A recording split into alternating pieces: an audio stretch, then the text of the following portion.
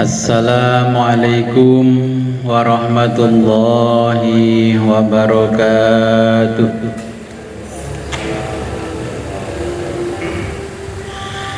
Bismillahirrahmanirrahim. Alhamdulillahi rabbil alamin. Wassalatu wassalamu ala asyrafil anbiya'i wal mursalin Sayyidina wa maulana Muhammadin wa ala alihi wa sahbihi ajma'in, amma ba'du. La khawla wa la quwwata illa billahil aliyil azim. Alhamdulillah, pada malam hari ini kita diberikan kenikmatan yang sangat luar biasa oleh Allah Subhanahu wa taala sehingga bisa kembali ngaji kitab Ihya Ulumuddin. Sebelum kita mulai pengajian ini, marilah kita berkirim Fatihah kepada junjungan kita baginda Nabi besar Muhammad sallallahu alaihi wasallam dan kepada muallif kitab Ihya Ulumuddin, juga kepada kedua orang tua kita. Semoga dengan berwasilah ini kita diberikan kemudahan oleh Allah Subhanahu wa taala dalam mempelajari kitab tasawuf Ihya Ulumuddin. Ila hadratin Nabil Mustafa Rasulullah Muhammadin sallallahu alaihi wasallam wa ala alihi wa azwajihi wa auladihi wa dzurriyyatihi wa ahli baiti wa jami'is sahabatil. Al-Fatihah.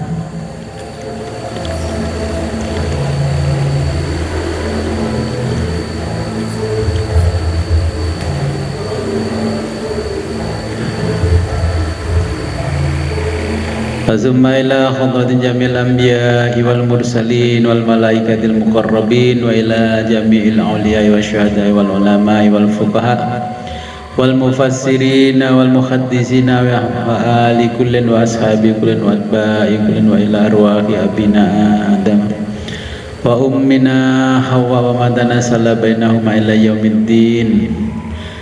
Al-Fatihah.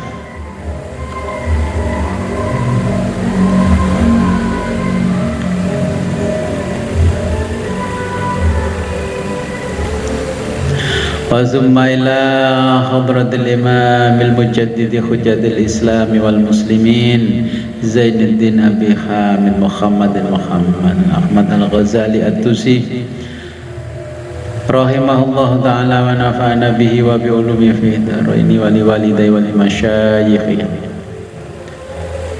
الفاتحة.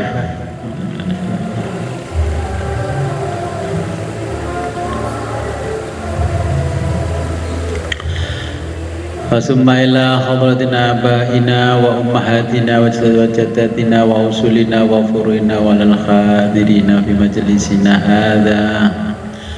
Al-Fatihah. A'udzu billahi minasyaitonir rajim.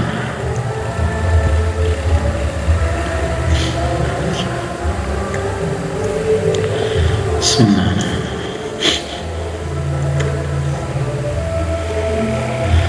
Sampai fahadha wal haqquni.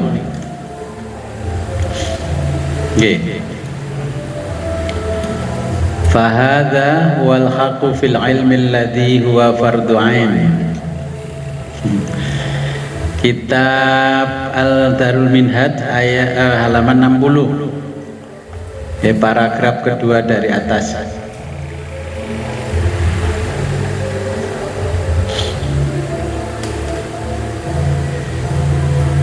Pun wahadha wal haqqu fil ilmi alladhi huwa fardu ain. Pun pakai 60, halaman 60. Kalau lu pun pakai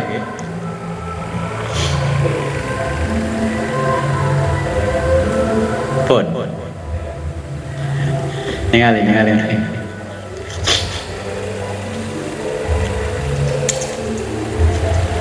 nomor cek sini plus.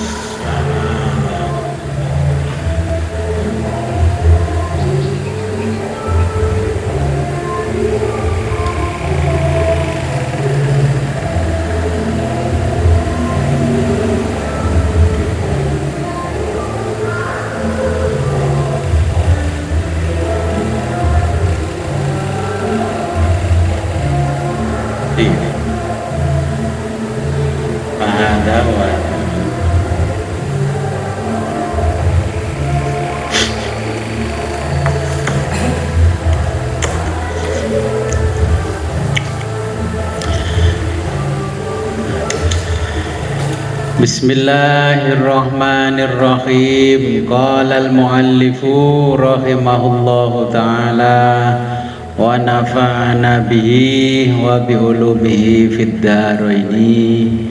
Amin ya rabbal alamin. Fa hadza huwa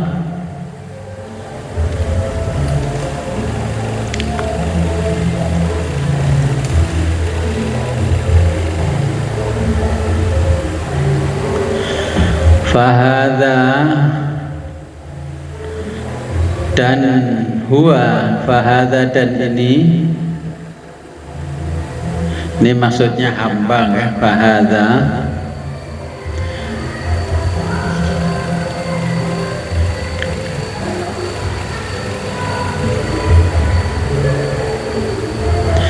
kalau fahada huwal haqqu, fahadha demikianlah, wal haqqu sebenarnya,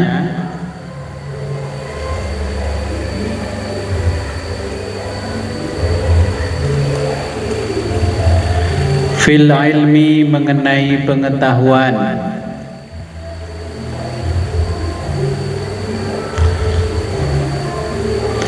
alladzi huwa yang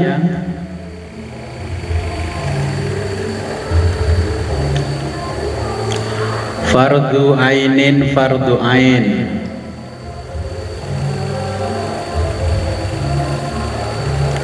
wa maknahu dengan kata lain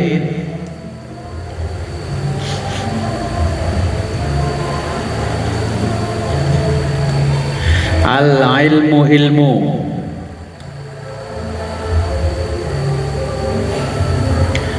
bi kaifiyatil amali, bi kaifiyati mengenai tata cara, al amali amal, al wajibi yang wajib,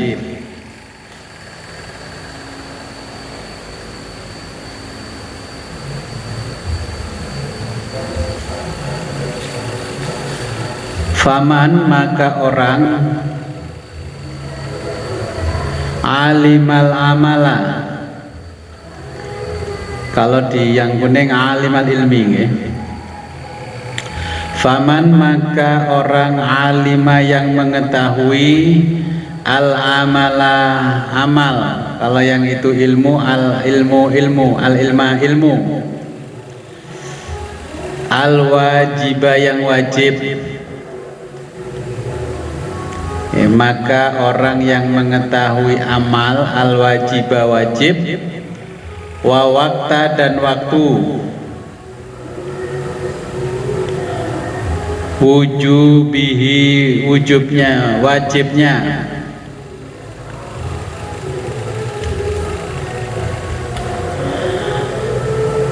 alimal ilma, yang di kuning itu faqad alimal ilma, faqad alimal ilma maka dia mengetahui ya. Yang ini alimal ilma maka dia mengetahui al ilma ilmu,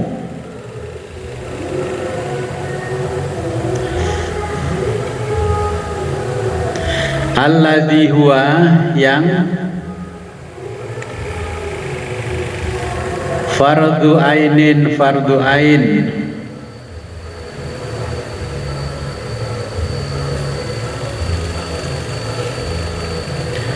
wa ma dzakarahu sufiyatu,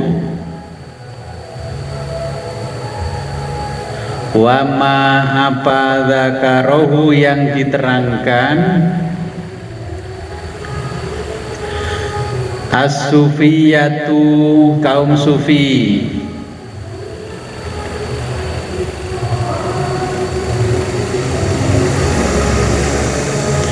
min fahmi tentang memahami,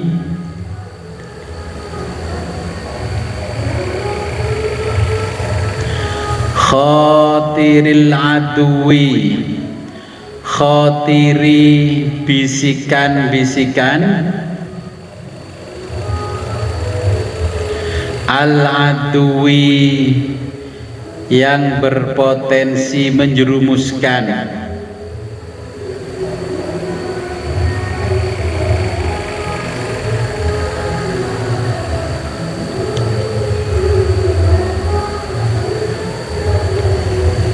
walammatin dan langkah-langkah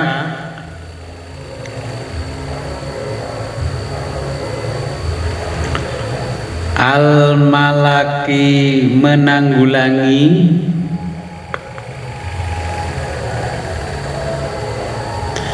hakun dengan tepat,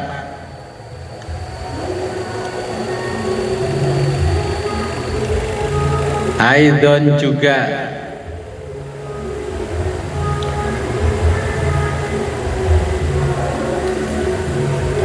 walakin tetapi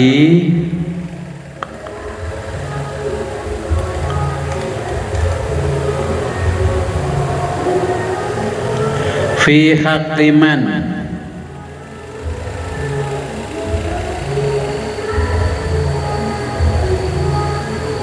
fi haqqi benar-benar man pada orang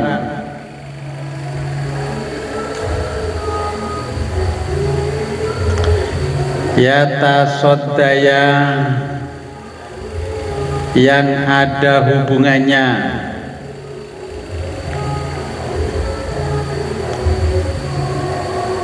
lahu dengan itu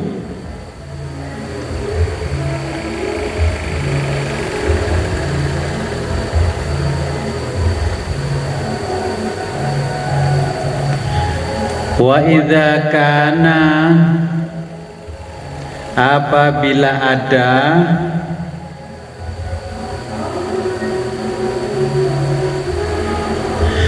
al-ghalibu menurut kebiasaan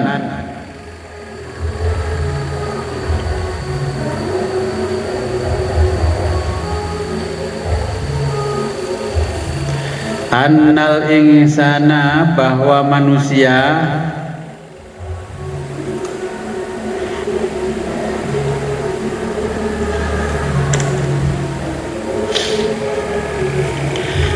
la yanafuku la tidak mampu yanafuku lepas atau bebas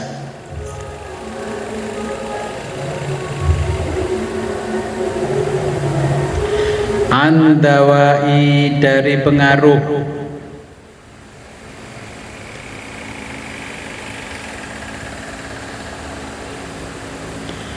asyarri kejahatan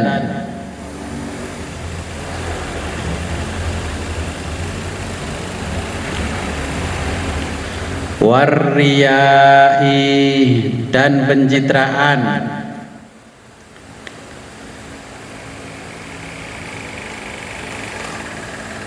wal hasadi dan dengki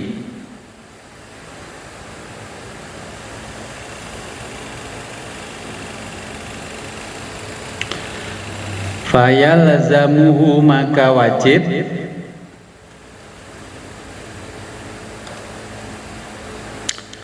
ayyata'allama untuk mempelajari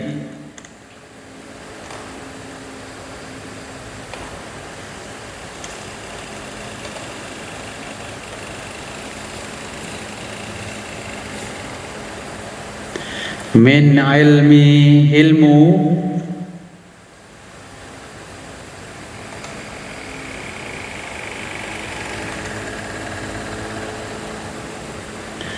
rub'ul muhlikati rub'u seperempat kitab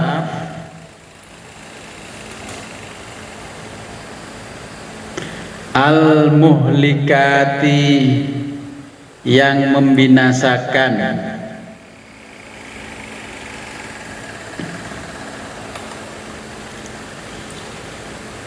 ma yaro ma apa yaro yang dipandang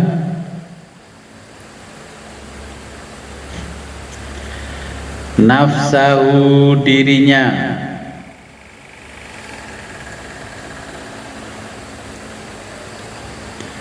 muhtajan ilai, yang perlu baginya, muhtajan perlu ilahi baginya, ya, yang dipandang perlu baginya. Wa kaifa, bagaimana,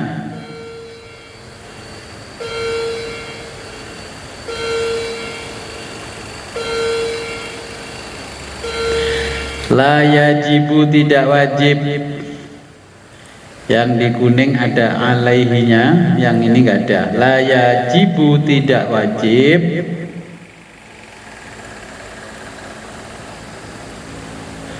Waqad qala, telah bersabda Nabi sallallahu alaihi wasallam,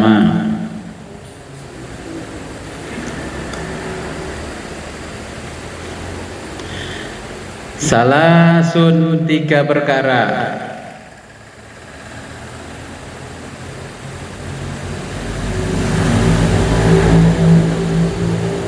muhlikatun, yang membinasakan manusia,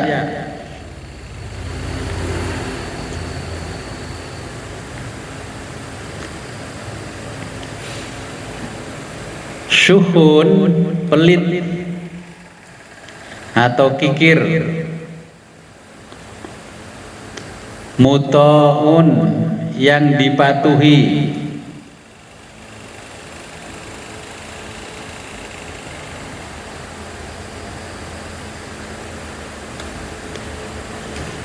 wahawaya, dan keinginan nafsu,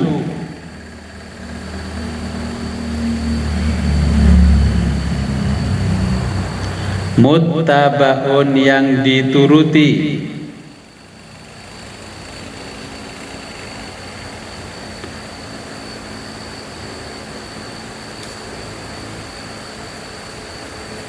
wa ijabu, narsisme. Tahu narsis toh? Bahasa sekarang narsis, kalau bahasa kuno ketakjuban. Nah, kemarin kan ngaji narsistik, narsis NPD, guys. Sekarang kalau di medsos NPD, narsistik personal, personality disorder. Wa ijabu, dan ketakjuban atau narsisme, almar'i, manusia,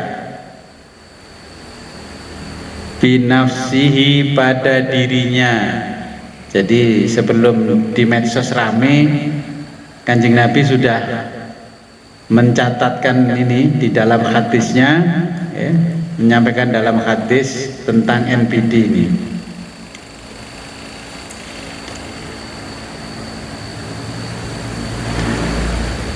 Wala yang faku, wala, tidak bisa yang faku, lepas,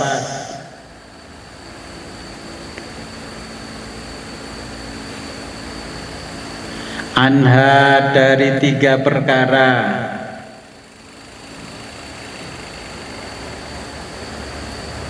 ya, anha, dari tiga perkara, yaitu tadi suhun, muto'un, wahawaun, wa ijabul mar'i binafsi. Itu siapa basarun, manusia. Jadi manusia tidak bisa lepas dari tiga perkara itu. Wa baqiyatu, selebihnya,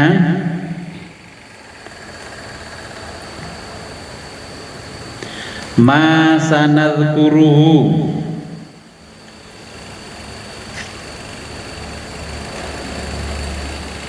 akan kami sebutkan,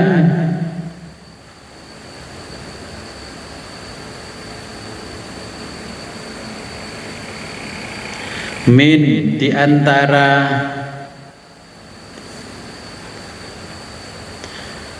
mazmumati, kejelekan,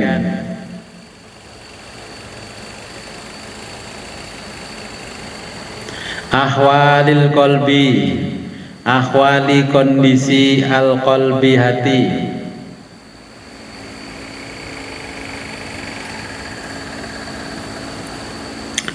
kal kibri seperti kesombongan,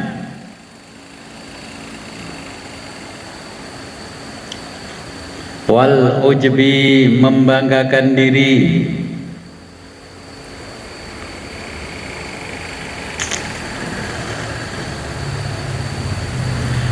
wa akhawatihima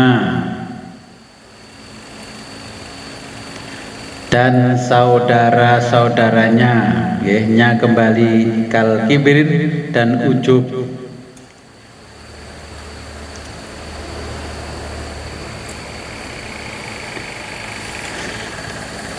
Tatba'u mengikuti hadhihi salasa tiga hal ini,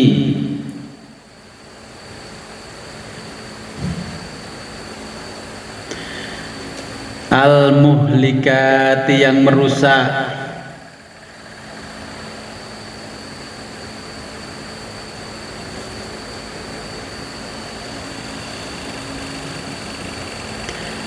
wa izalatuha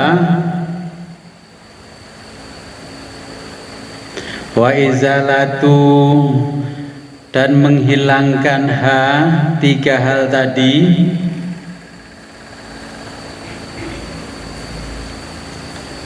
fardu ainin adalah fardu ain,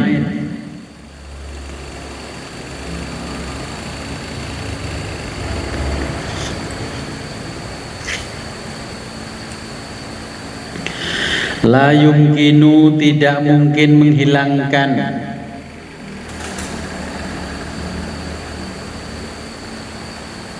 la yumkinu tidak mungkin menghilangkan tiga hal tadi,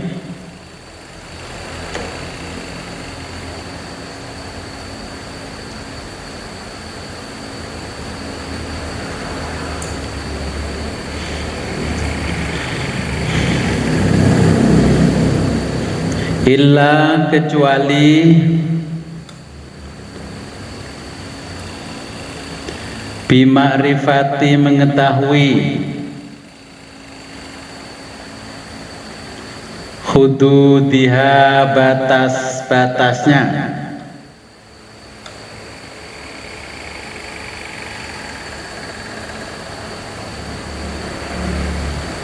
wa ma'rifati dan mengetahui asbabiha sebab-sebabnya,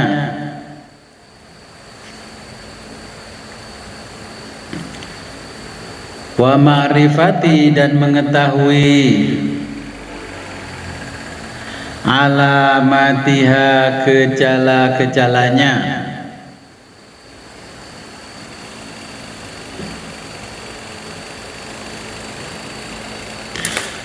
wa ma'rifati dan mengetahui ilajiha cara menterapinya,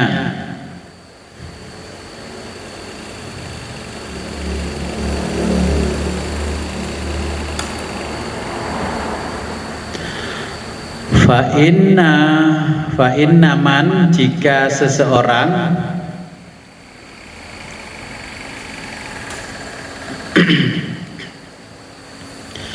la ya'rifu tidak mengetahui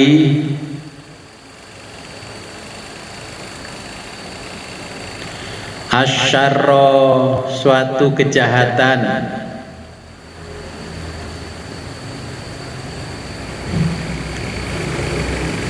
yaqa'u dia akan terperosok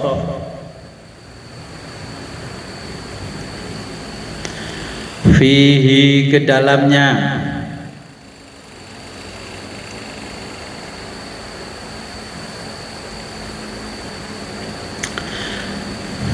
Wal ilaju dan cara terapinya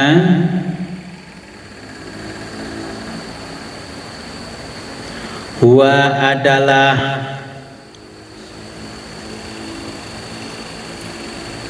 muqabalatus sababi, muqabalatu menghadapi as-sababi sebabnya,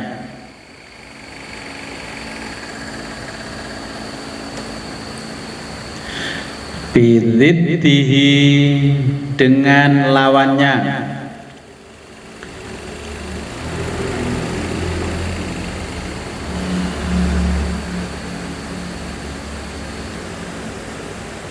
fa kaifa lalu bagaimana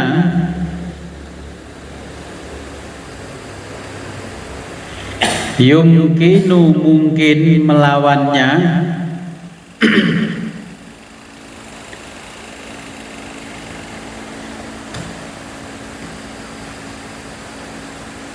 tuna dengan tidak ma'rifatis sababi mengetahui sebab,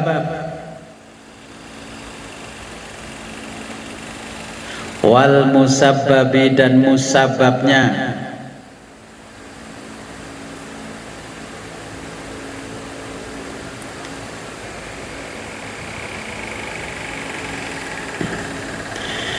ya saya jelaskan dulu ini.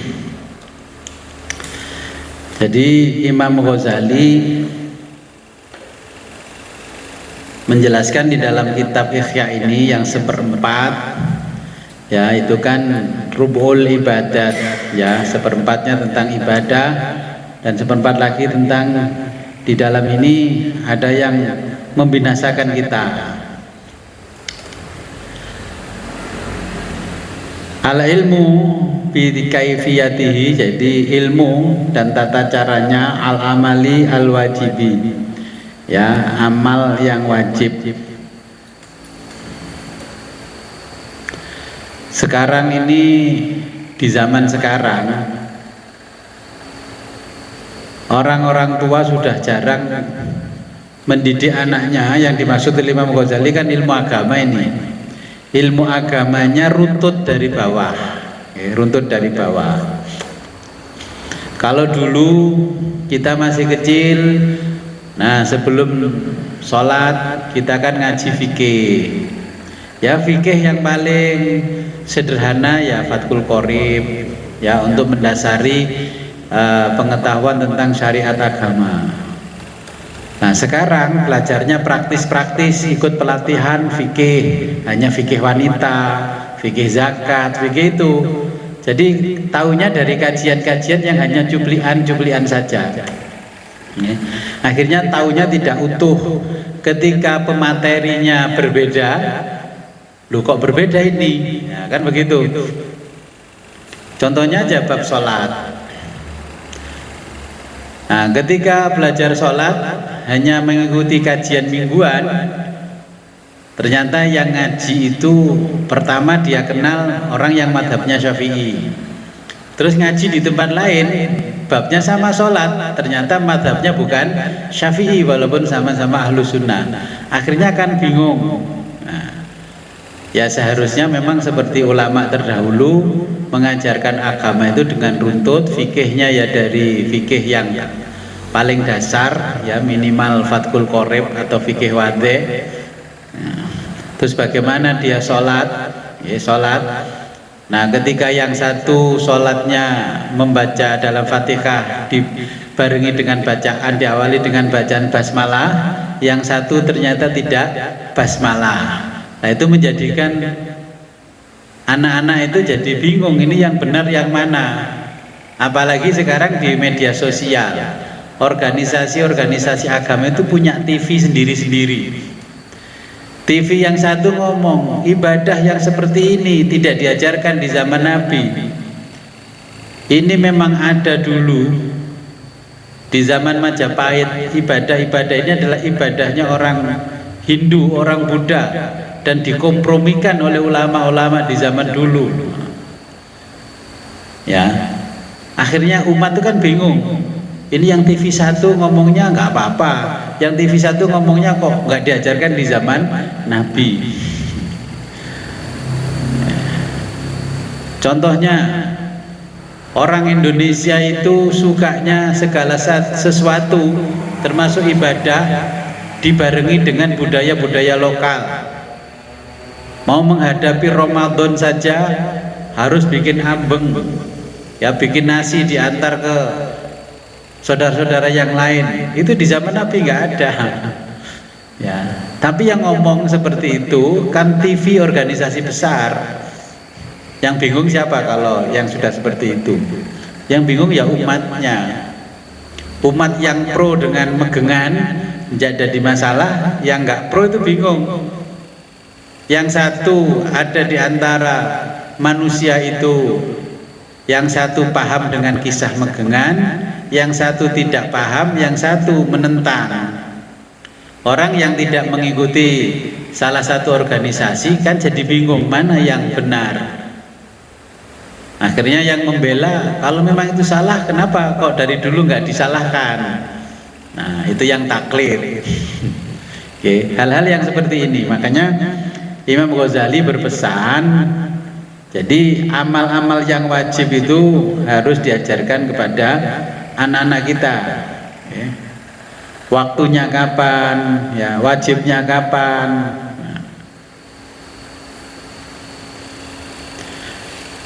Dan melakukan apapun yang namanya ibadah, ya diwajibkan mengerti ilmunya dulu sebelum beribadah. Contohnya wudhu, bagaimana wudhu yang benar, ya sholat, bagaimana sholat yang benar. Ya.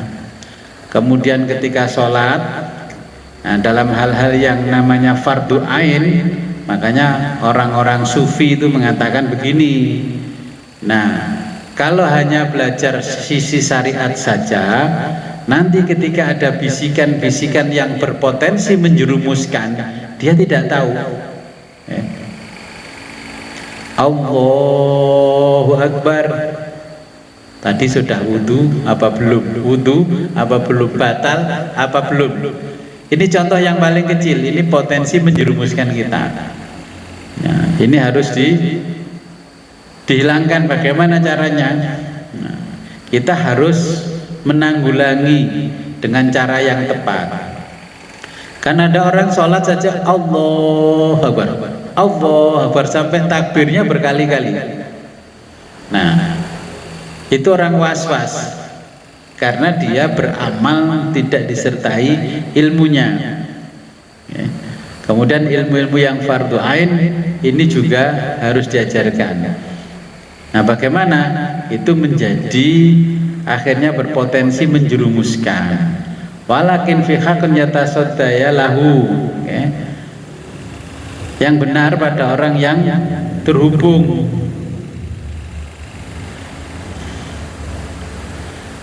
Sekarang memang sekolahnya madrasah ibtidaiyah.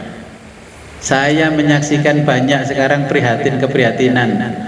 Apa sudah kelas 6 MI belum bisa baca Quran.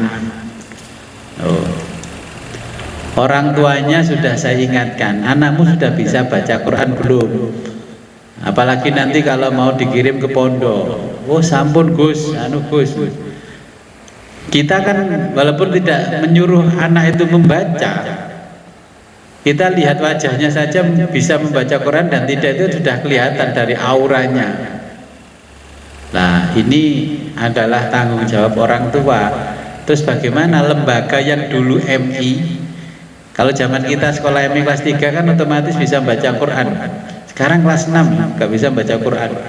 Kalau sekolahnya SD umum wajar, ya. Ini sekolahnya MI.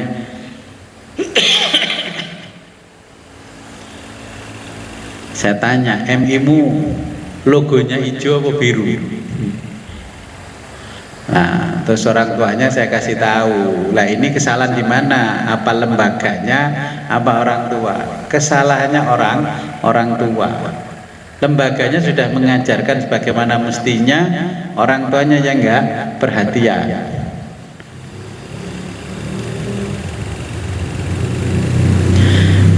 Fa idza kana al-ghalibu, ya ketika ini sudah menjadi satu kebiasaan, annal insana layanafuku, manusia tidak bisa terlepas ya dari pengaruh-pengaruh jahat, termasuk waria wal hasad.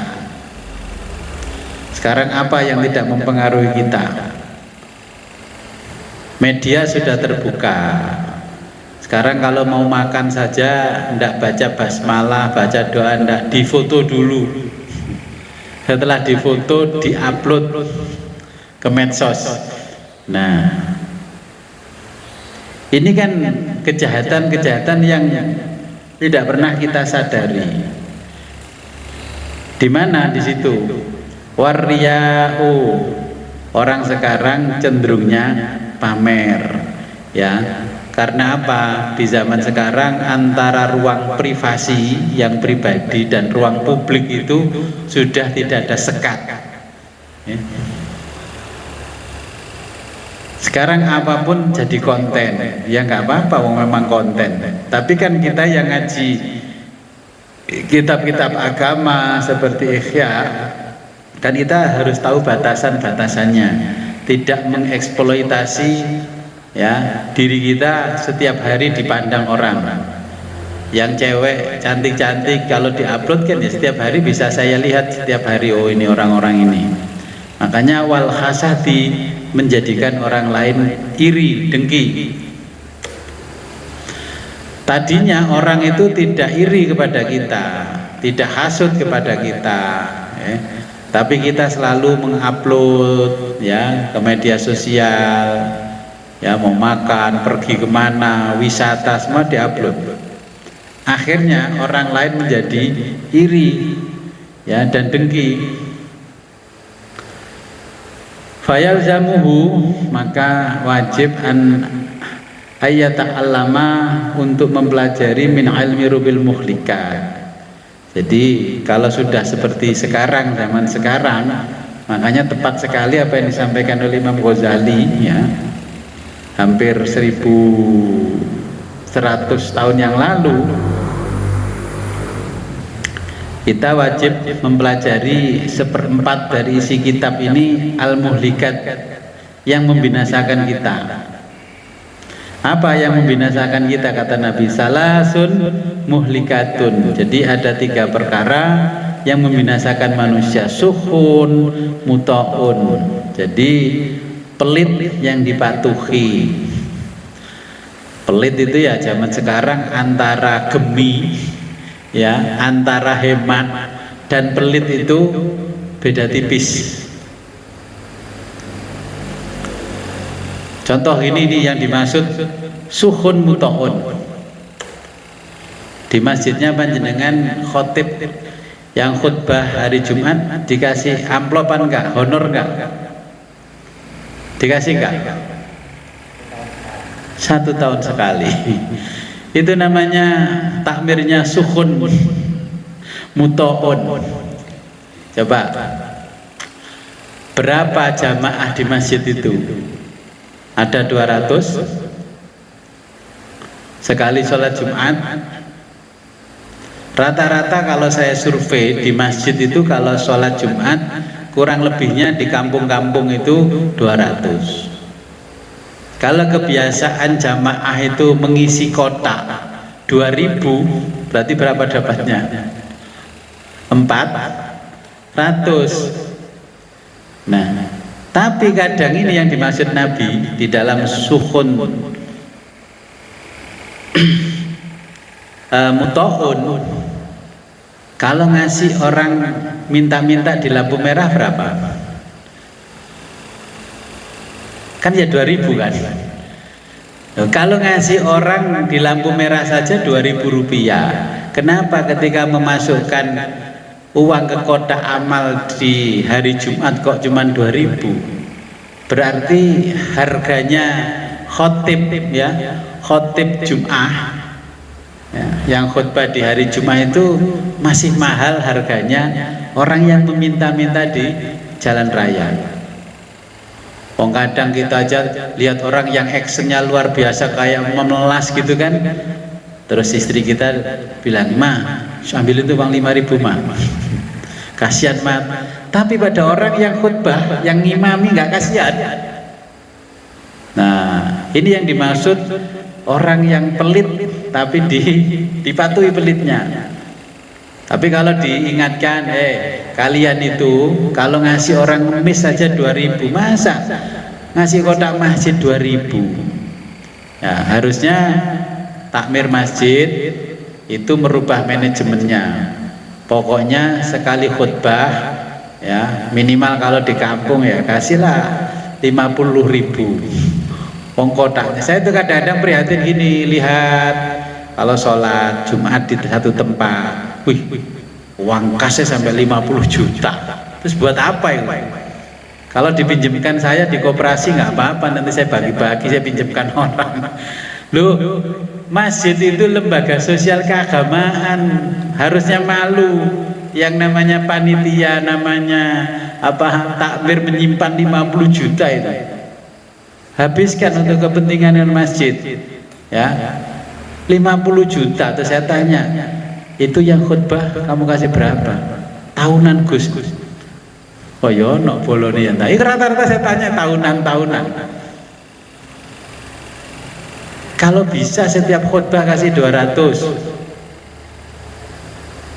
Masa harganya ulama kok masih mahal harganya pengemis?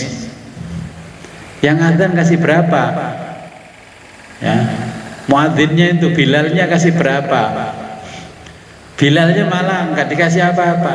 Kita bukan menghilangkan rasa rasa ikhlas, enggak, ya. Makanya jadi kita jangan pelit, karena di situ ada uang 50 juta. Ya minimal sekali khutbah 500.000. Ya kan? Imamnya 200.000. Karena apa? Imam plus khotib biasanya jadi 1. Ya sudah 500.000. Orang memberikan materi seminar saja, kayak saya gini ngasih seminar, itu satu session 3,5 juta donornya. Dianggap kan ilmu dunia yang begini, itu pun juga belum ilmunya belum pasti benar kalau diikuti orang motivator itu. Makanya saya nyampaikan kepada teman-teman yang jadi takmir masjid, "Mbok ya marbotmu itu digaji bulanan." Berapa Gus? Ya minimal UMR lah. Okay. Minimal UMR. Kalau UMR-nya Kediri 2.100.000 ya 2.100.000. Itu pasti semangat, masjidmu pasti bagus. Toiletnya nggak mungkin kuning-kuning itu. Terus air yang mengenang itu nggak mungkin sampai ke biru-biruan. Ya. Jadi nggak apa-apa, marbotnya digaji. Yang adzan sholat 5 waktu sama imamnya itu dikasih honor. Terus orang yang sholat di masjid, ya masjidnya harus terbuka 24 jam. Kasih kopi, kasih minuman teh kalau ada musafir datang. Saya makanya kadang kalau pergi kemana-mana itu ada orang minta sumbangan di tengah jalan, itu tongnya dipasang. Saya nggak kasih itu. Kok nggak dikasih Gus? Ngapain ngasih? Nanti kalau masjidnya jadi tuh dikunci sama mereka kok. Kita nggak bisa sholat. Sholatnya tetap di POM, di SPBU, ya kan? Mereka itu minta sumbangan dari musafir yang lewat jalannya mereka. Sampai masjidnya jadi, ketika masjidnya jadi dikunci sama mereka, nggak dibuka 1 kali 24 jam. Nah, akhirnya apa? Definisi takmir masjid bukan lagi pelayan tamu-tamu Allah yang ada di masjid, tapi penguasa masjid. Nah, karena jadi takmir itu harus saudaranya yang wakaf, bapaknya jadi ketua, nanti bendaharanya mantunya, kan begitu. Turun temurun, nggak bisa dikuasai oleh orang lain, nggak maju seperti itu. Harusnya masjid itu cuma menjadi lembaga publik biar keberadaan masjid tetap terjaga sampai ila yaumil qiyamah. Sama saya di sini juga sama, disuruh khutbah berkali-kali didatangi. Saya nggak mau, karena apa? Tempat ibadah yang saya diminta khutbah itu belum diwakafkan. Ya, dari dulu itu belum diwakafkan, sebelum saya kecil. Saya tetap menolak. Kalau sudah diwakafkan, saya mau khutbah. Tapi khutbahnya 1 tahun 2 kali saja, Idul Fitri sama Idul Adha. Loh, baru setelah itu saya sudah lihat pamfletnya ada, LTPNO, ya boleh, oke. Kalau gitu saya mau khutbah. Loh, itu kan masih milik pribadi, ngapain saya khutbah di situ? Oke. Tempat ibadah itu harusnya sudah miliknya publik, miliknya umat. Saya sampai dibilang begini, Gus, itu dulu kan ya juga punyanya Mbah Buyut sampean. Iya, tapi tidak langsung Mbah Buyut saya, itu kan adiknya Mbah Buyut saya. Itu loh. Nah, karena apa? Ketika membangun rumah ibadah, baik masjid, musola, ternyata anak cucunya tidak disiapkan sebagai generasi penerus. Akhirnya orang lain yang meneruskan. Ya masih lumayan lah. Saya masih ada hubungan darah. Itu saya harus minta kalau harus diwakafkan dulu biar menjadi punyanya publik, ganjarannya biar jadi pahala jariah. Nah, termasuk itu harus kita tahu bahwa untuk menjadi seorang imam di masjid, wah, karena ini masjidnya belum diwakafkan. Akhirnya masyarakat bikin masjid di sebelahnya, karena nggak diwakaf-wakafkan. Kan di sana kan ada itu, bikin masjid lagi di sebelahnya itu. Yang masjid lama sepi, karena nggak diwakaf-wakafkan. Nah, ini yang dimaksud oleh Imam Ghazali. Kita nggak tahu ilmu yang wajib ain, fardu ain ini. Kalau sudah bikin masjid sebesar itu, ya segeralah diwakafkan. Tapi kalau sudah wakaf, ya jangan cawe-cawe. Saya kan sering didatangi orang, Gus, saya itu dikritiki orang-orang gini lah. Kenapa? Katanya saya itu masih seperti kucing, dilepaskan kepalanya, buntutnya dipegangin. Nah, saya sampaikan, kalau jenengan itu memang niatnya mewakafkan, ya sudah, sama takmir mau dicat merah, kuning, hijau, ya sudah, jangan ikut campur. Nanti kalau selalu ikut campur, akhirnya kita nggak dapat pahala mewakafkan tempat ibadah. Nah, karena apa? Ya inilah, orang selalu tidak merasa ya terganggu dengan bisikan-bisikan yang berpotensi menjerumuskan. Nah, saya nggak betah, Gus. Wong itu terasnya sudah semplah seperti itu kok. Takmirnya diem aja. Akhirnya saya panggilkan tukang las.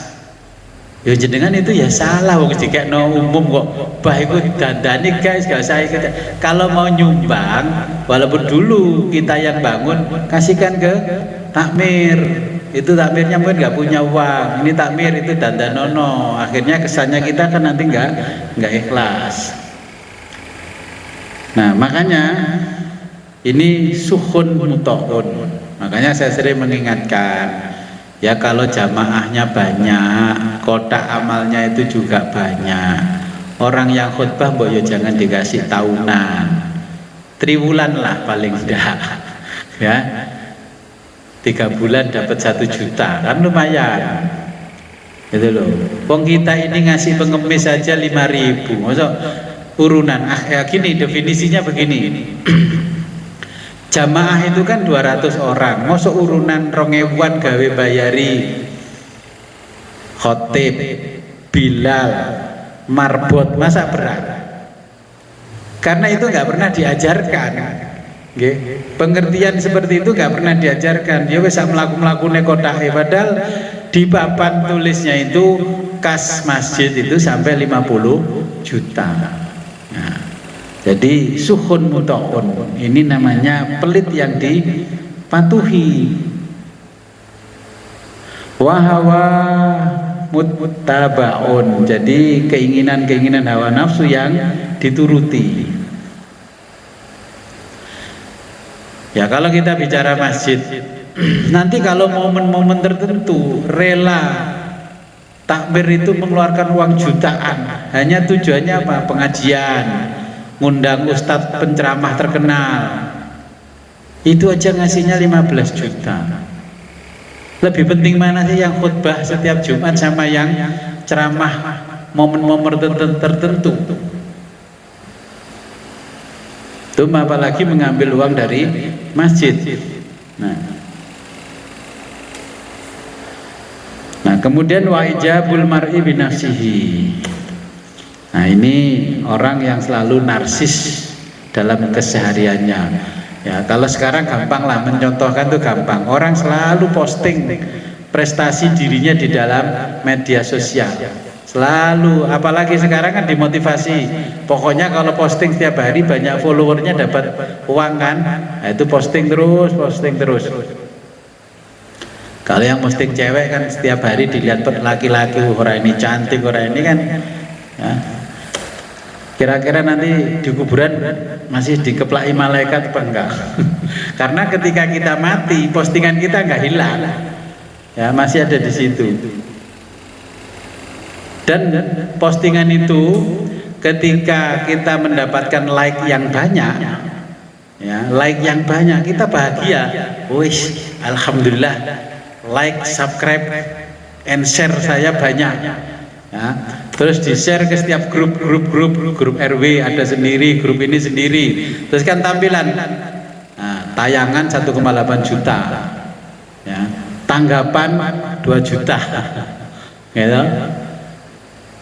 Kalau yang kirim pemberitahuan, ini sandal siapa, ketinggalan di rumah saya, kawan yang komen.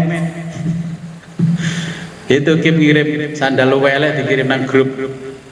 Ini sandal siapa yang ketinggalan habis yasinan. Orang ono sing komen. Karena apa? Enggak menarik, enggak ijabul mar'i, tidak membuat orang lain narsis. Ya. Jadi ini kira-kira yang dimaksud oleh hadisnya Nabi. Orang-orang sufi menjelaskan apa yang dimaksud oleh Nabi ini termasuk min mazmumati ahwalil qalbi. Hal-hal seperti itu akan mempengaruhi kondisi hati kita. Kita akan sedih kalau postingan kita nggak ada yang melihat. Kita akan merana kalau postingan kita tidak ada yang komen. Ketika ada yang like banyak, ribuan, ratusan sajalah, itu membuat hati kita bahagia. Ya. Hati kita jadi bahagia. Akhirnya kita menjadi ujub, membanggakan diri. Karena apa? Ini yang like ada 200.000, yang share ada 15.000. Akhirnya kondisi hati kita terpengaruh dari kondisi yang ada di luar hati kita. Wa akhwatihima. Jadi dan saudara-saudaranya kembali, ya, kibria sama ujub. Wa hadhihi salasal muhlikati. Ya, inilah 3 hal yang merusak, yang membinasakan. Wa izalatuha fardhu ainin. Nah, bagaimana menghilangkannya? Ya, menghilangkannya. Dan semua ini la yumkinu illa bi ma'rifati hududiha. Tidak mungkin bisa menghilangkan kalau kita tidak tahu ya batasan-batasannya. Mengeksploitasi diri di media sosial. Nah, ini belum ada medsos saja Imam Ghazali sudah menceritakan ini. Batasannya gimana sih kita ini? Oh, batasannya harus begini, oh harus begitu. Nah, kita itu sebenarnya dieksploitir oleh media sosial. Tapi kita ini merasa diberi prestasi oleh media sosial. Nah, ini batasan-batasan yang disebutkan oleh Imam Ghazali.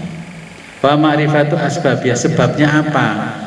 Sebabnya terlalu banyak memposting di media sosial. Ketika ada orang yang menolak pendapat kita di situ, langsung di sini dongkol, diek.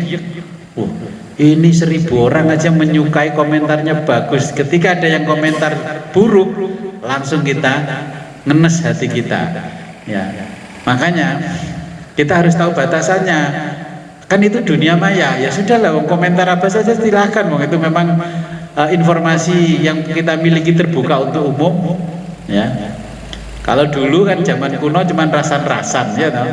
Kalau sekarang kan postingan itu bisa dikomentari banyak orang. Makanya kata Nabi, fitnah akhir zaman itu yang banyak berbuat adalah jari-jari. Dulu kita membaca hadis itu, gimana caranya jari-jari yang memfitnah? Gak mungkin bisa ngomong, gak nyaut toh, ngomong sama apa yang disampaikan Nabi, otak kita gak nyantol. Tapi ternyata Nabi pandangannya lebih jauh. Sekarang komentar bla bla bla bla bla, klik semua orang sedunia tahu. Dari mana itu orang komen like itu, dari mana? Ya dari jari. Terus saya berpikir begini, jangan-jangan inilah yang disebut Dajjal oleh Nabi. Katanya Dajjal kan masuk ke rumah-rumah orang kan. Nabi menjelaskan ciri-ciri Dajjal nanti bisa memasuki rumah-rumah umat manusia, termasuk orang Islam dan sebagainya. Sekarang sambil tiduran kita ya sudah bisa klik like, share, dan komen itu. Oh ini, kadang-kadang saya berpikir apa ini yang dinamakan Dajjal. Tapi Dajjal oleh kitab-kitab klasik kan disebutkan orangnya begini, matanya satu di sini. Dia memang betul itu kan, matanya satu, bulat itu, logonya kan mata satu di tengah-tengah. Ya. Saya menganggap wah ini kayaknya yang dimaksud Nabi Dajjal itu ya ini. Oh sekarang apa aja sudah diposting, ya. Sampai yang dulu namanya tabu sekarang nggak ada tabu.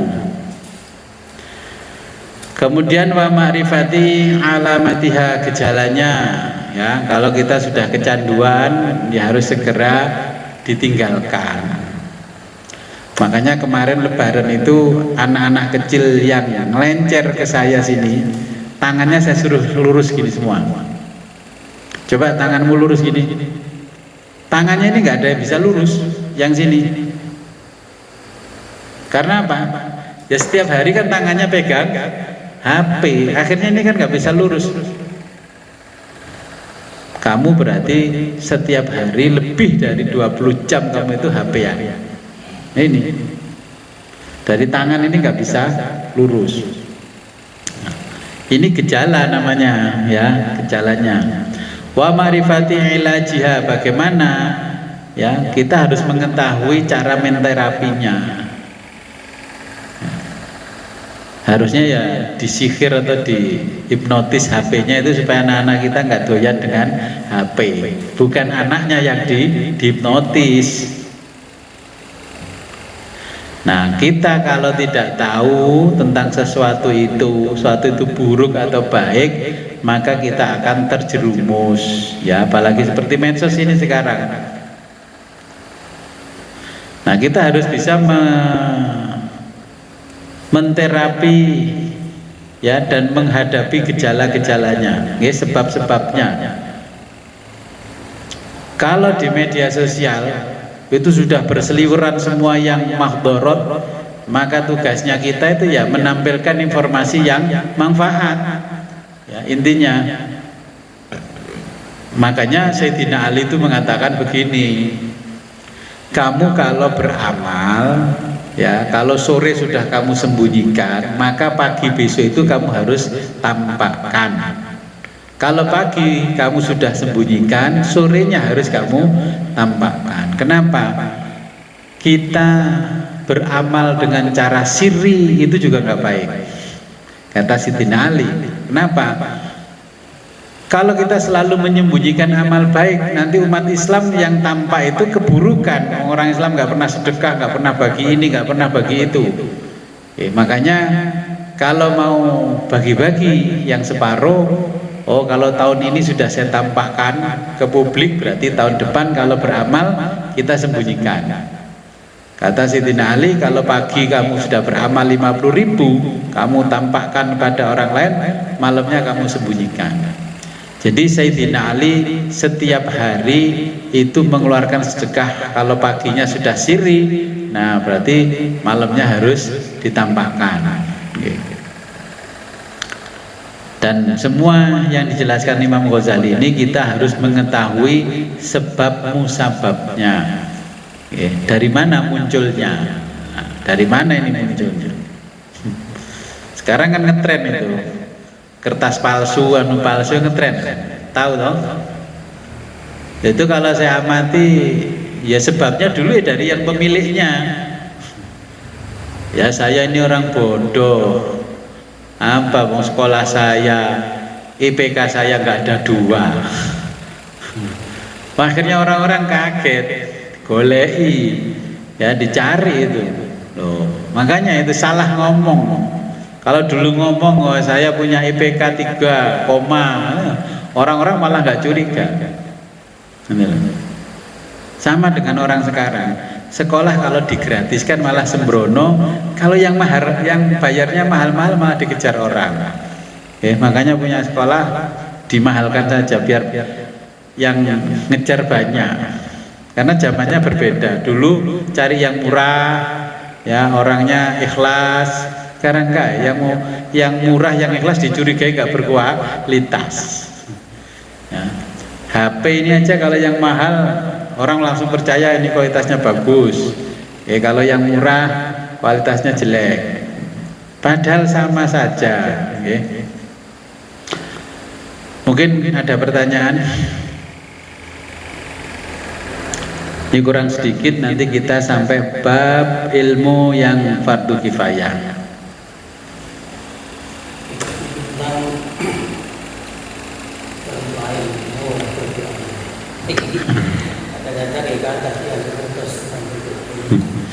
Tapi karena pengaruhnya sakti dia sehingga berdoain itu kadang kita hati dari nafsu terutama itu nih jauh dengan Roma tentang takbiran. Orang pernah merasakan saya tidak lama saya mengundurkan diri karena terlalu baik-baik semua dari banyak ini apa coba ubahnya itu sehingga kegiatan berikut di mana-mana pada umumnya kebanyakan dalam masjid-masjid takbir itu tidak mewakili sampai sering dibicarakan tentang masalah dan itu dianggap itu salah sehingga cara-cara yang seperti itu nanti yang itu itu ya sudah jalan tapi ternyata dia cuek dengan apa yang namanya bahkan yang berikutnya kami itu coating fungsi bener ini mesti kalah mesti bener nanti menang gitu sehingga kata singkat sehingga kita memberikan apa pandangan sesuai dengan apa yang disebutkan oleh kita ini bagaimana kita sukses akhirnya beberapa rela memberikan diri kita berbanding dengan masalah-masalah ini sehingga lebih rileks dan imam yang imamnya ini tapi kita berikut beberapa berurusan dengan keuangan itu saya untuk kemarin sampai kita sampai bisa itu membantu sehingga hal yang seperti itu saya coba panggil kita. Jadi Imam Ghazali sudah memberikan jawaban. Kenapa hal-hal yang seperti itu sulit? Nah, ini jawabannya kita baca ini. Wa aksaru ma dzakarnahu fi rub'il muhlikati. Ini jawabannya. Wa aksaru kebanyakan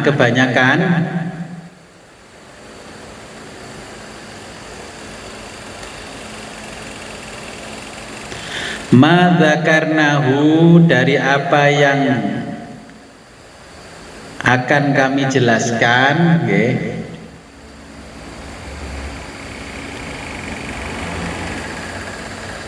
fi rub'il muhlikati, dalam seperempat al muhlikati yang membinasakan, min furudil a'yani, termasuk furudil a'yani fardu ain,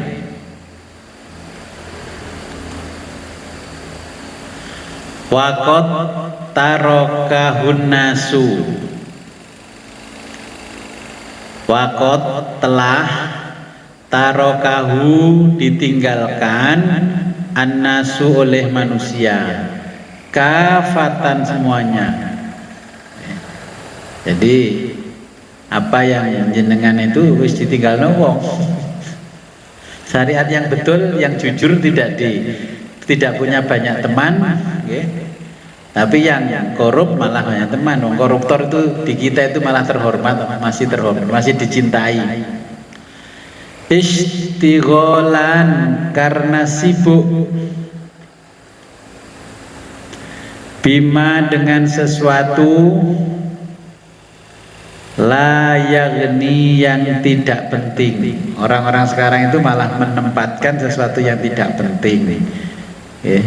Contohnya di dalam ibadah, di masjid, pengumungkaran ya lumayan.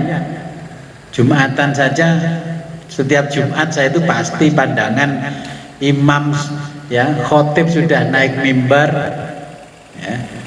Yang sepuh-sepuh itu masih di tempat apa?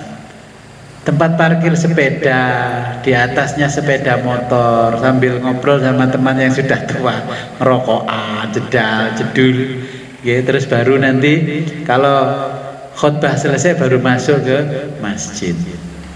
Hal itu dulu kan bagi ulama dulu dan orang zaman dulu itu kan sangat tidak pantas, ya, itu sangat merusak moral dan sebagainya, menghina agama. Tapi orang sekarang kan enggak. Terus di sebelahnya masjid ada makan minum gratis. Imamnya baru assalamualaikum, assalamualaikum. Anak-anak remaja geruduk. Tak delok ibu Nikmah aku nang jero ne. Loh iya, ini fakta yang tanya ini. Terus saya karena ada Bu Nikmah itu aku biasa lewat kuno, aku lewat sing kidul ae. Nah itu di mana-mana, bukan hanya di sini, di sana-sana sama. Nah harusnya panitia yang mau bersedekah itu tulisi, nanti dibuka sedekahnya setelah ya minimal baca Fatihah itulah. Okay. Imamnya baru assalamualaikum, assalamualaikum, baru ke kanan ke kiri geruduk. Gitu juga yang sepuh juga mel ikut geruduk. Terus piye? Ini kan fakta di zaman sekarang. Zaman dulu kan nggak begitu masa kecil kita. Berarti itu nanti panitia harus punya etalase itu. Etalase di kaca ditulisi, dibagikan setelah zikir. Wiridnya selesai, silahkan ambil, baru dibuka. Ya gimana? Hal-hal yang seperti itu sudah ditinggalkan oleh banyak orang. Jawaban yang kedua dari Imam Ghazali, wa mimma yambaghi, wa mimma diantara yambaghi yang semestinya, diantara yang semestinya.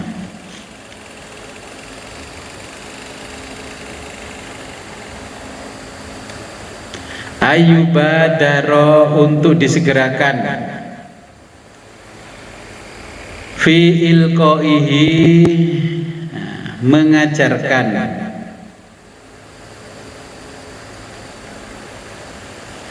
ilaihi, pada seorang mukallaf. Kalau terjemah kita ya bolehlah pada seorang muslim, ya.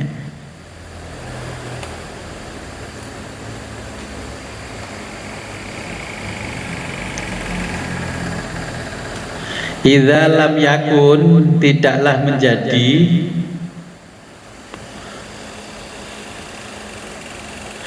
Qading takola berpindah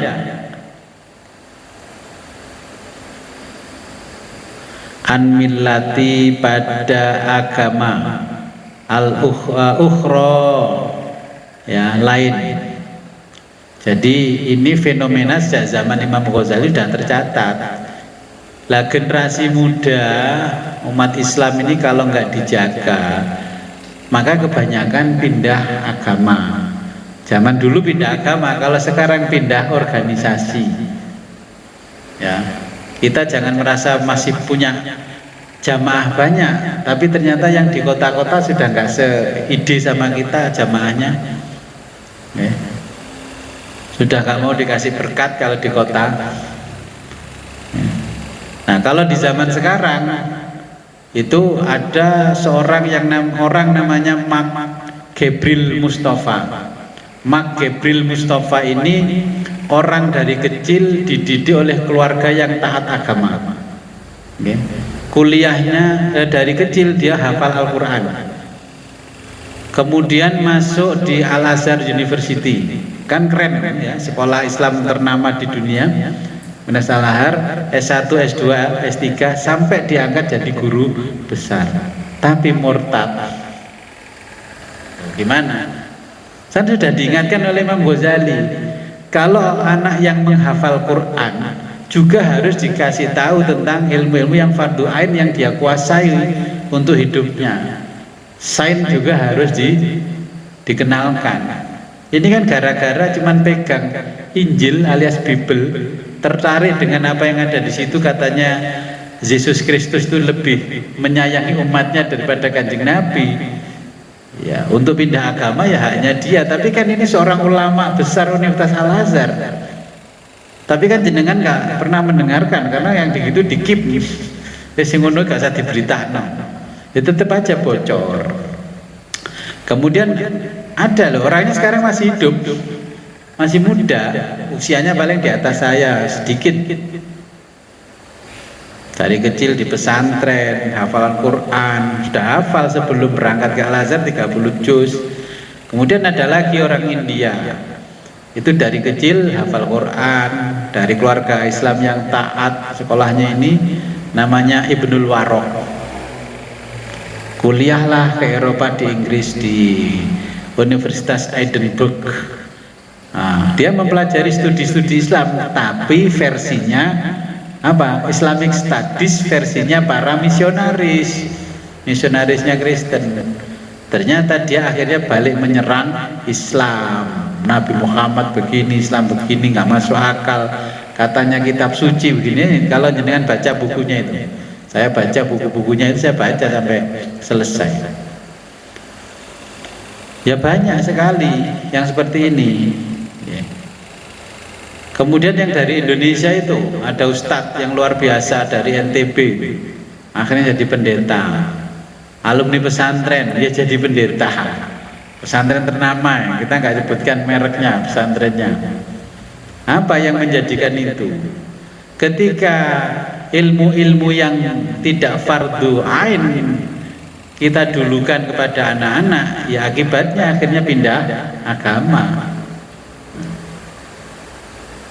Makanya dulu ilmu itu kan yang diajarkan tauhid dulu, ya fikih, baru ilmu-ilmu yang lain. Nabi menjelaskan, ya, tolabul ilmi faridotun ala kulli muslimin wa muslimatin. Jadi mencari ilmu itu fardu bagi setiap muslim laki-laki. Fardu itu ilmu apa yang dimaksud Nabi? Semua penjelasan hadis, ya, termasuk ini di kitab Ihya itu ternyata ilmu akhirat harus didulukan daripada ilmu dunia. Wong sekarang madrasah yang sekolah yang berbasis madrasah saja kurikulum agamanya tinggal 25%, yang sisanya kurikulum apa? Ya duniawi. Dulu waktu saya sekolah sanawiyah 75% pelajaran agama, ya 25% umum sampai ke aliyah. Sekarang sudah ganti, agamanya 25%, umumnya 75%, padahal basisnya namanya madrasah bukan sekolah.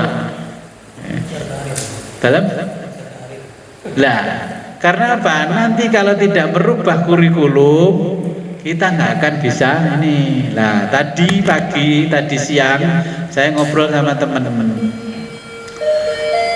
Dia S1 S2-nya UIN. Ya, hukum tata negara. Dulu kalau hukum itu kan SHI, sarjana hukum Islam. Pada waktu dia katanya, loh kau sudah tidak SHI, saya tanya. Ya Pak, karena waktu saya lulus, sebelum saya lulus itu IAIN sudah berubah jadi UIN. Kita menyematkan I di belakang gelar itu dianggap diskriminasi. Loh gimana? Akhirnya ya SH. Ya syukurlah kalau SH kamu bisa beracara di pengadilan negeri. Kalau dulu SHI kan hanya beracara di pengadilan agama. Nggih Pak, sekarang saya sudah bisa beracara di pengadilan negeri. Terus S2 kan, dia seorang dosen. Terus saya tanya bla bla bla itu.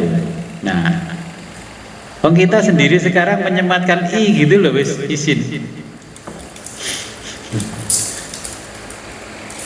Jadi nggak bangga lagi, karena kita dituduh diskriminatif gitu aja wis bingung. Nah, maka jangan heran nanti lama-lama jumlah santri menurun drastis setiap tahun. Ada orang yang mengambil pendidikan doktor, ya, ternyata akhir-akhir ini anak yang tinggal di pondok pesantren tingkat kebahagiaannya menurun daripada yang di rumah. Jadi sekolahnya, akhirnya saya juga dapat pertanyaan, Gus, sebaiknya anak itu sekolahkan agama dulu apa umum dulu? Apa dikirim ke pesantren sejak kecil atau kalau sudah dewasa? Wah, saya ini jawabnya gimana? Karena saya sudah baca disertasinya seorang doktor, ya, untuk menjabat gelar doktor. Ternyata tingkat kebahagiaan anak yang di pondok, yang dikirim ke pondok pesantren sejak kecil SD, ya, SD itu ternyata tingkat kebahagiaannya rendah sekali. Makanya saya mengingat bapak saya mengirim anak-anaknya ke pondok setelah lulus MI. Ya, terus di sini kan juga ada beberapa yang dari kecil dipaksakan orang tuanya di pondok. Sanawiyah wis mulai ya, gak bisa ditahan. Terus anak-anaknya teman saya yang dari kecil maunya ditaruh di pesantren. Ternyata memang beda. Belum waktunya dititipkan di pesantren, sudah di pesantren terlalu dini. Karena Nabi sendiri menjelaskan pendidikan anak itu idealnya kan 7 tahun. Sekarang dulu itu saya sekolah belum ada TK. Mau masuk SD baru ada TK di gedung bioskop yang jadi MTS itu. Ya, akhirnya TK nggak terima, di bawahnya ada lagi PAUD, bawahnya lagi ada lagi sekarang apa? Tapos. Untung di tempat saya gak usah tapos-taposan. Iya, karena jadi pamong di kota, saya bilang gak usah tapos-taposan.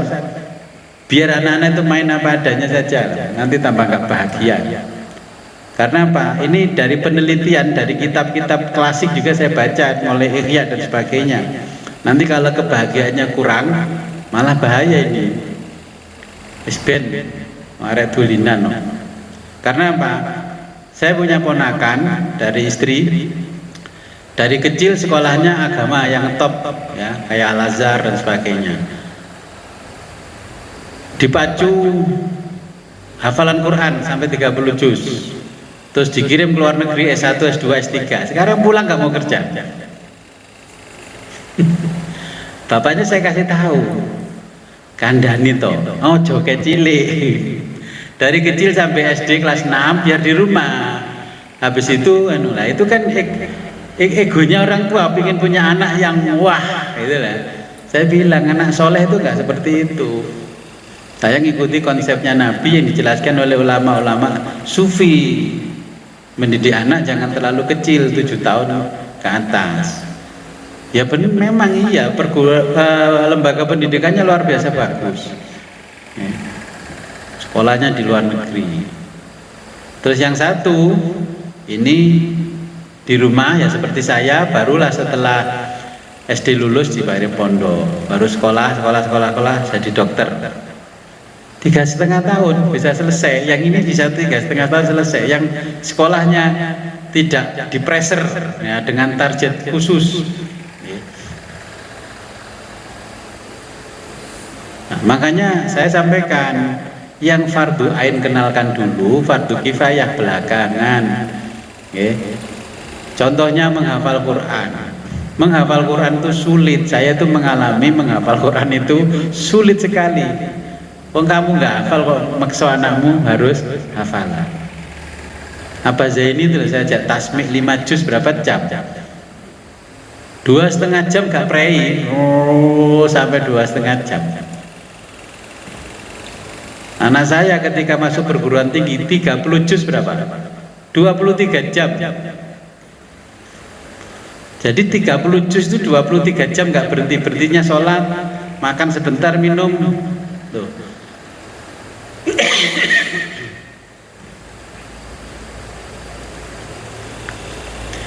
Jadi karena hal-hal yang tidak penting ya itu sangat diperhatikan oleh orang zaman sekarang ya.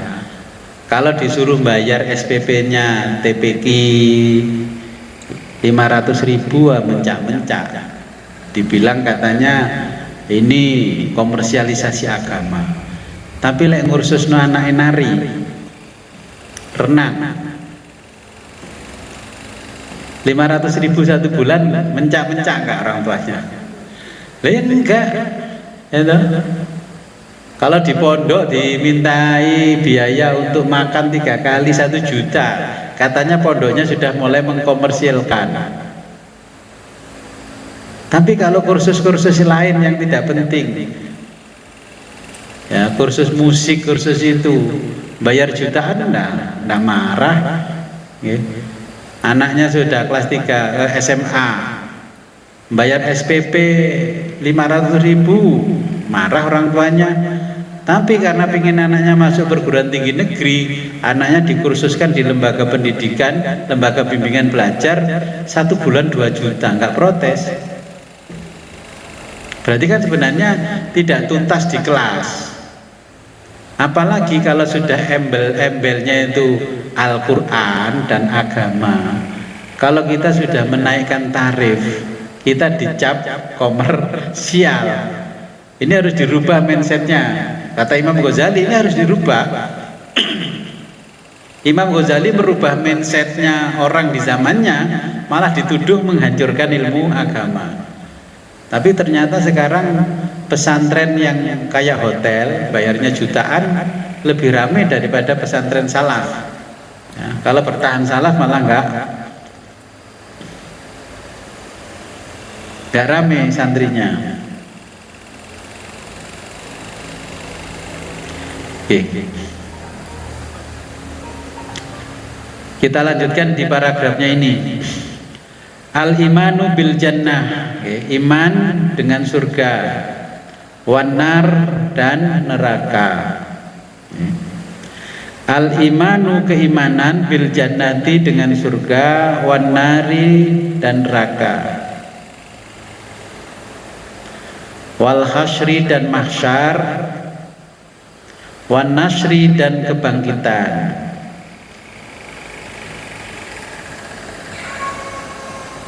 Hatta sehingga yu'mina dia beriman, yu'mina bihi dia beriman, wa yusaddiqa dan mempercayai,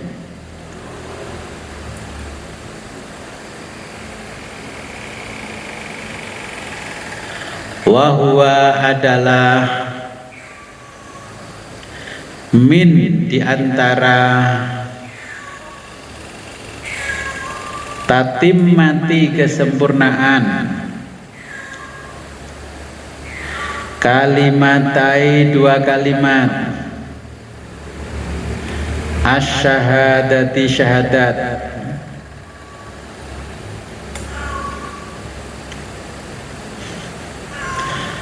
Fa innahu karena ba'da tasdiki setelah membenarkan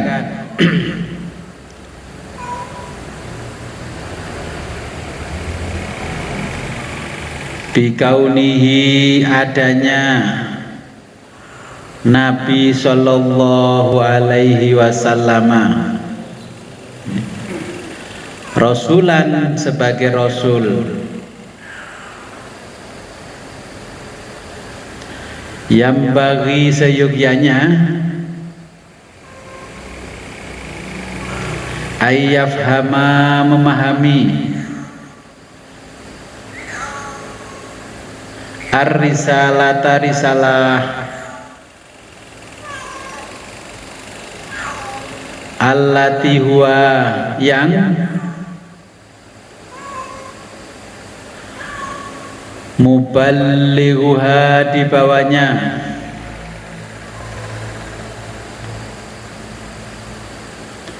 wa huwa yaitu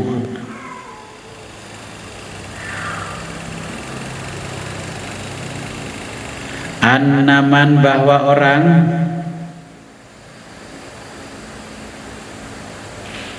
atau Allah mentaati Allah wa rasulahu dan rasulnya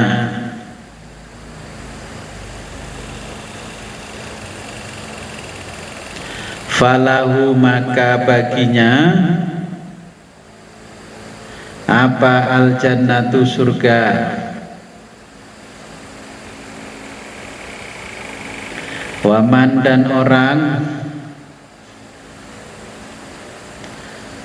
asohu yang mendurhakainya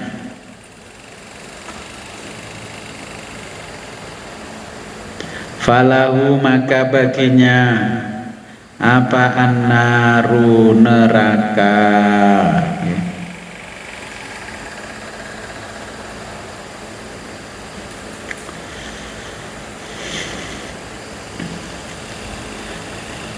Nah, hari ini agama Islam itu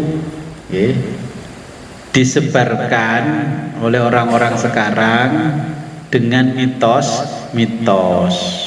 Makanya nanti akibatnya kalau dengan mitos ya itu kan dulu sudah pernah terjadi di zaman Abbasiyah, Umayyah.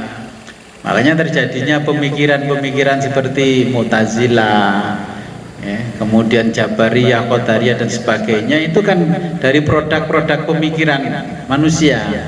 Dulu itu pokoknya Nabi menjelaskan Tuhan itu Allah, nggak perlu didefinisikan yang sulit-sulit. Sampai yang namanya rukun Islam, rukun iman itu juga pengaruhnya dengan kekuasaan di zaman dulu, ya sampai sekarang pun sama. Nah, kita harus mempelajari agama ini yang benar-benar sampai paham. Nah, orang sekarang ngajinya mingguan, nggak pernah belajar yang khusus. Akhirnya setelah belajar 1 bulan langsung berani berdakwah di atas panggung.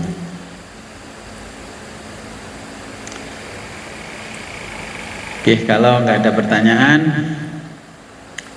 saya cukupkan sampai di sini. Nanti kita lanjutkan paragraf berikutnya di pertemuan berikutnya ya.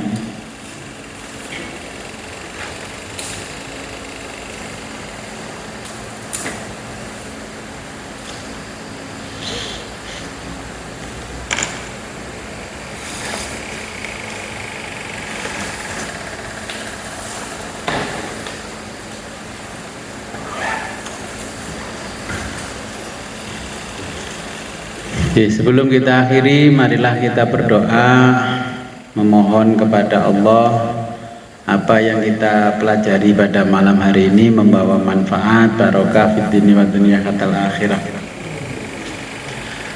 A'udzu billahi minasyaitonir rajim. Bismillahirrahmanirrahim. Allahumma salli wa sallim ala sayyidina Muhammadin fil awwalin wal akhirin wa barik wa sallim wa radhiyallahu ta'ala an sadatina ashabi Rasulillah ajmain. Amin ya Allah ya rabbal alamin. Allahumma faqihna wa faqih talamidana fid din wa 'allimna wa 'allimhum at-ta'wil. Allahumma arham ummat sayyidina Muhammad. Allahumma ajbir ummat sayyidina Muhammad. Allahumma aslih ummat sayyidina Muhammad. Allahumma farrij an ummati sayyidina Muhammadin sallallahu alaihi wasallam. Allahumma anfa'na bima 'allamtana wa 'allimna ma yanfa'una wa zidna 'ilman yaqina. Walhamdulillahi ala kulli hal wa na'udzu billahi min kulli hali ahlin nar. Rabbana taqabbal minna innaka antas samiul alim wa tub 'alaina innaka antat tawwabur rahim. Allahumma hdina shiratal mustaqim wa hdina shiratal mustaqim wa hdina shiratal mustaqim.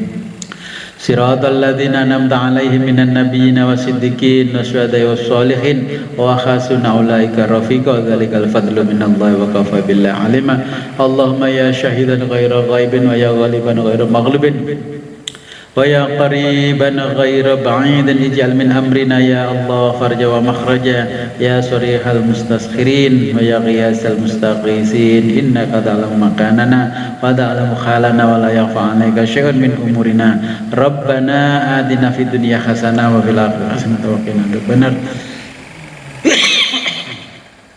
Wa sholli wa sallim ala jamil anbiya wal mursalin walhamdulillahi rabbil alamin. Al-Fatihah.